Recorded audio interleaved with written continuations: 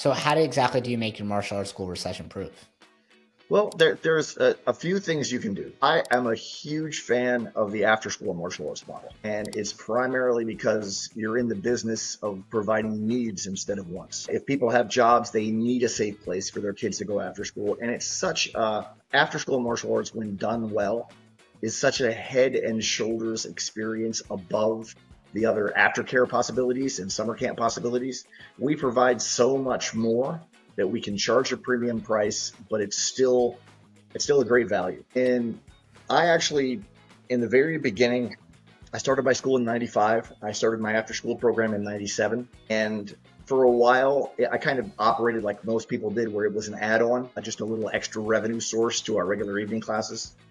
And then when it got to the point that, like in 2006 or so, my evening classes were doing so well, I felt like it was too much trouble. And I actually farmed it out to a daycare center across the street for them to pick up the kids and just have them walk them over to me for classes in the afternoon. So I was still getting them revenue as students, but eliminated all the headaches of providing it. And then when the 2008 financial crisis happened, I'm in a little tourist town called Ormond Beach, Florida. And we have two industries in our town: tourism and home building.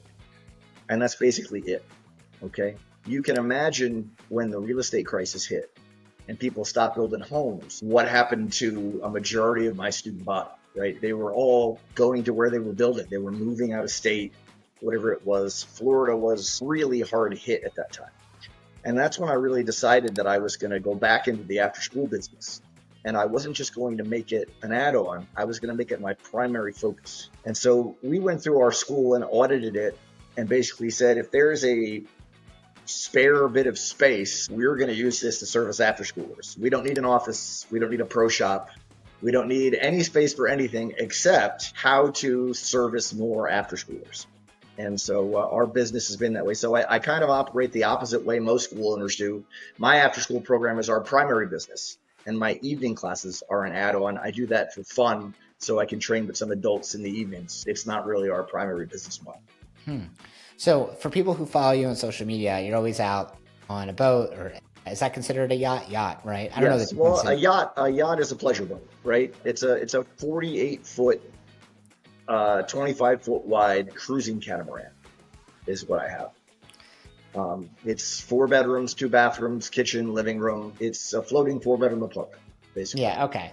And I didn't even know, based on the surface level on social media, that you still operate a school. I just Yes. thought you're retired and you go on this boat. I'm like, that's cool. I love that. And I'm sure a lot of people have that same perception. I think so. I think some people think I do consider myself semi-retired, but I still do own the school. And what we've kind of found is that, like, 5 to 6 months on, 5 to 6 months off, or sometimes 3 months on, 3 months off, depending on how things are going, is the ideal lifestyle for us. When you're on a yacht in the Caribbean in a third world country, it is glamping to a degree. Okay.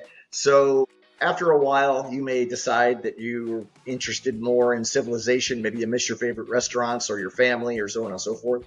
So we fly back and forth. The yacht is currently in Grenada, and we're flying back to it October 29th.